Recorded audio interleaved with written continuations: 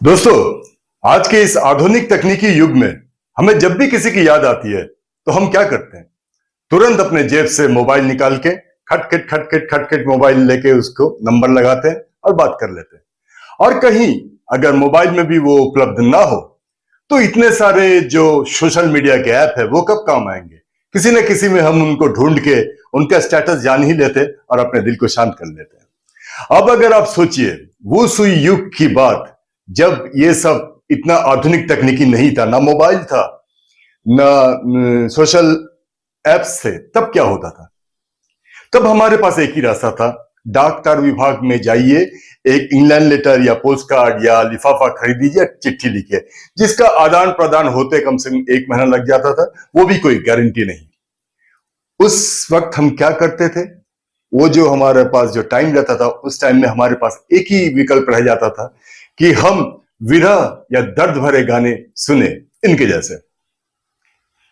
आजा रे अपनी रात पुकारा, रो रो के गम दिहारा, बदनाम न हो प्यार मेरा, आजा रे।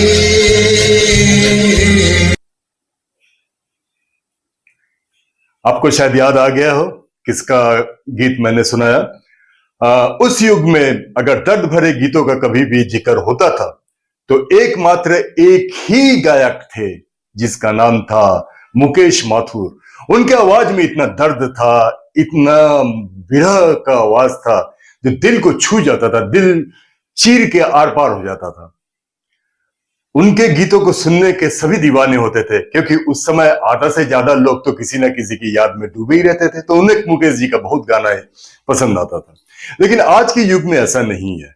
आज के युग में तो ना कोई किसी के पास इतना वक्त है जो उसके याद में गाना सुने या कुछ। आज के युग में तो फटाफट फोन कर लिया, फटाफट मिल लिया, फटाफट सब कुछ हो गया।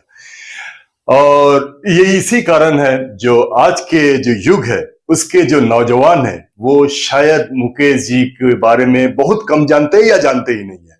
अगर आप पूछेंगे जो मुकेश के गाने कैसे लगते हैं तो बहुत लोग तो शायद आपको ये बोलेंगे जो अंबानी जी गाने भी गाते हैं। तो चलिए आज हम इस प्रसंग में मुकेश जी के बारे में कुछ बात करते हैं, जो उन्हें किस तरह के फिल्मों में गाने गाने का अवसर मिलता था, किन किन के साथ अवसर मिलता था, कौन कौन उन्हें अच्छे गाने देते थे और कौन नहीं देते थे। दोस्तों, ये समीक्षा जो है ये मेरा निजी स्टडी किया हुआ है, आप इससे सहमत नहीं भी हो सकते हैं। आप मेरे साथ कमेंट बॉक्स में इसके बारे में चर्चा भी कर सकते हैं। लेकिन मैंने आज तक का जो भी मुकेश जी के बारे में गाने सुने या उनके बारे में स्टडी किया, उनके बारे में शोध किया, उससे जो भी पाया उसी को संक्षेप में आपके पास रखने की कोशिश कर रहा हूं।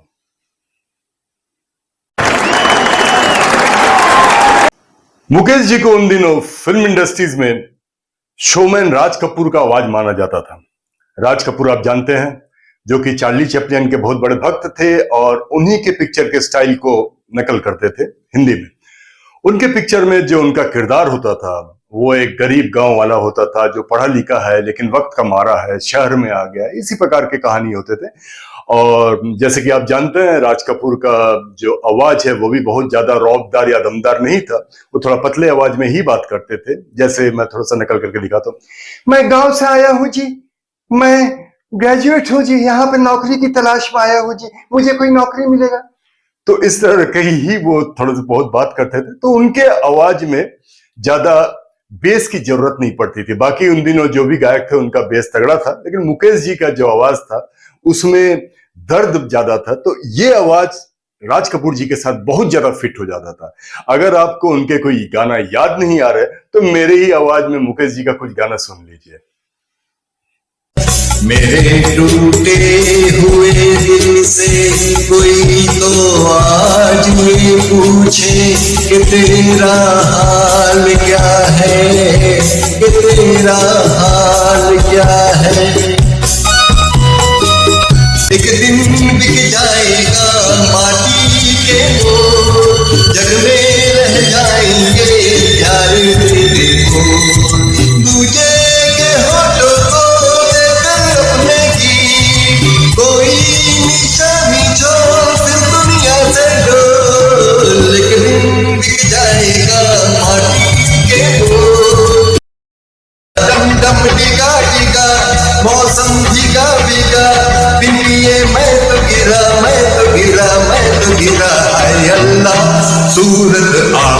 सुभान अल्लाह है अल्लाह, सूरत आपकी सुभान अल्लाह।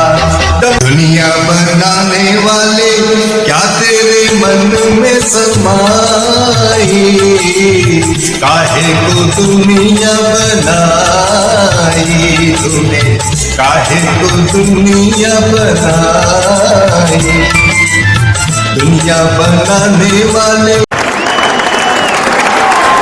दोस्तों 50 या 60 के दशक में हिंदी सिनेमाओं में गानों का बहुत ज्यादा महत्व हुआ करता था।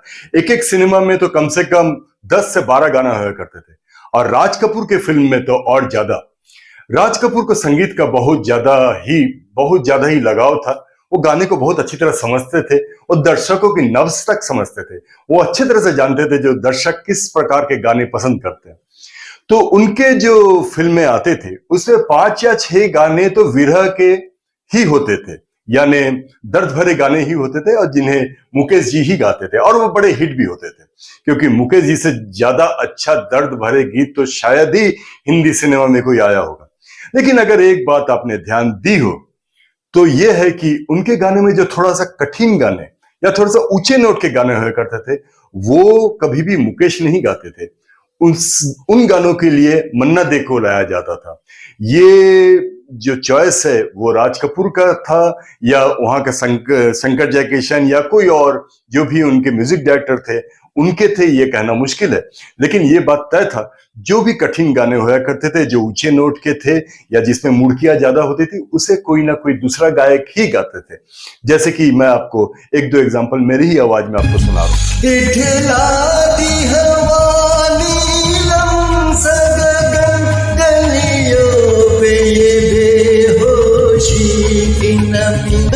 से में भी क्यों बेचैन है दिल, जीवन में न जाने क्या है कमी, भीगी भीगी रात में दिल का दामन थाम ले, खोई खोई जिंदगी हरदम तेरा नाम ले। खैर, जो भी हो, मुकेश के गाने होते थे।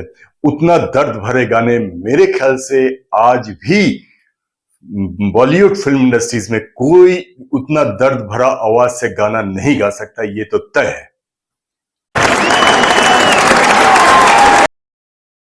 दोस्तों, राज कपूर साहब के बाद अगर किसी ने मुकेश जी का आवाज का इस्तेमाल किया हो तो बॉम्बे इंडस्ट्रीज में मनोज कुमार जी थे। मनोज कुमार आप समझ गए होंगे, जिन्हें कि भारत कुमार भी कहा जाता था। वो बहुत सभ्य पिक्चर बनाते थे। उनके पिक्चर में नग्नता तो छोड़िए, उस प्रकार का कोई बात भी नहीं होता था। वो हीरोइन से भी कम से कम 4-5 फीट का दूरी बरकरार रखते हुए ही अपना पार्ट करते थे। और उनका आवाज भी बहुत ज्यादा रौबदार नहीं था, थोड़ा सा वो कम बेस वाला आवाज था, जैसे कि यो हो ना तुम भी मेरी तालाब की मछलियां। तो इस हाल में उनके आवाज के साथ भी मुकेश का आवाज बहुत अच्छे से सेट हो जाता था। अगर आपको उनके कोई गाने याद नहीं आ रहे हैं तो मेरे ही आवाज में मनोज कुमार पे फिल्माए गए मुकेश के कुछ गाने सुन लीजिए। क्यों हम जाए मंदिर में, पाप है तेरे अंदर में, लेकर माला कंठ दुशाला राम नाम तुम गाएंगे।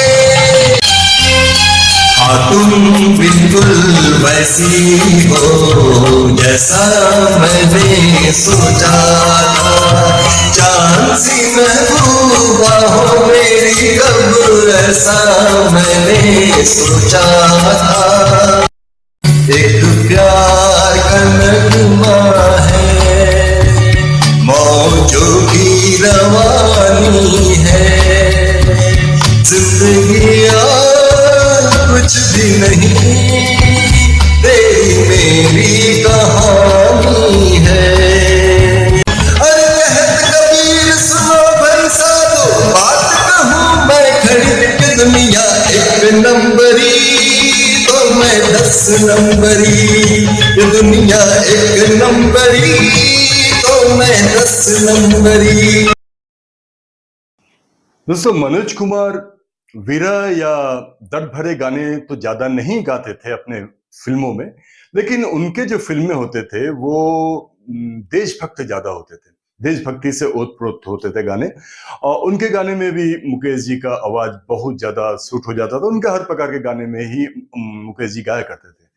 लेकिन अगर आपने यहां भी अगर ध्यान दिए हैं तो मनोज कुमार के भी फिल्मों में अगर कोई हाई नोट का गाना होता था, यानी जिसमें बहुत उच्च स्वर की जरूरत है या गाने में थोड़ा ज्यादा मुर्की या ज्यादा स्वर की जरूरत है, तो मुकेश को, जो संगीतकार हो या मनोज कुमार हो, मुकेश को फिर यूज नहीं करते थे, वो फिर महेंद्र कपूर को यूज करते थे।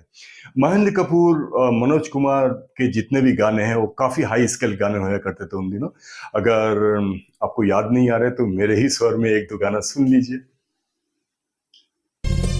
काले गोरे का भेद नहीं, हर दिल से हमारा नाता है। कुछ और नाता हो हमको, हमें प्यार निभाना आता है। जिसे मान चुकी सारी दुनिया, वो जिसे मान चुकी सारी दुनिया, मैं बात वही दोहराता हूँ।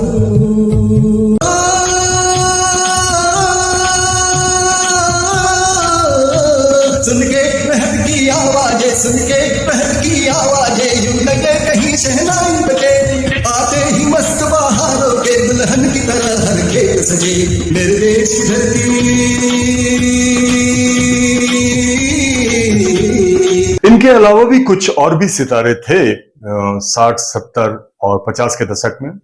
80 के दशक में आते आते तो मुकेश जी का देहांत ही हो गया था।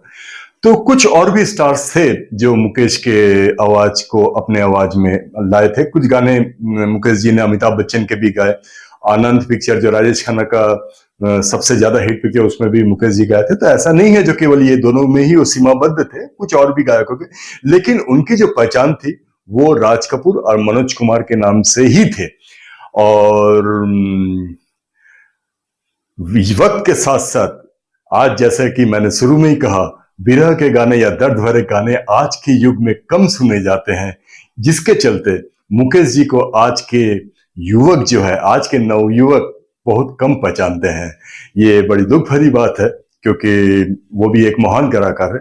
जिस तरह से आज भी मोहम्मद रफी साहब को और किशोर कुमार साहब को याद किया जाता, उतना शायद मुकेश जी को याद नहीं किया जाता। लेकिन हम लोग जो भी मुकेश जी का भक्त है, उनके गाने लगातार सुनते ही रहते हैं। तो दोस्तों, आपको ये प्रसंग कैसा लगा? मेरे ख्याल से मेरे साथ बहुत जन आप लोग सहमत नहीं होंगे, तो कमेंट बॉक्स में आप हमको कुछ भी पूछ सकते हैं या कोई भी चर्चा कर सकते हैं। हम जरूरत पड़े तो हम भी उसका जवाब देंगे।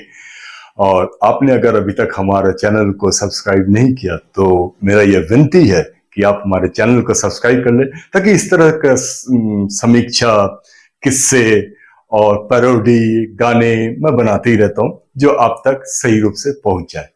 धन्यवाद।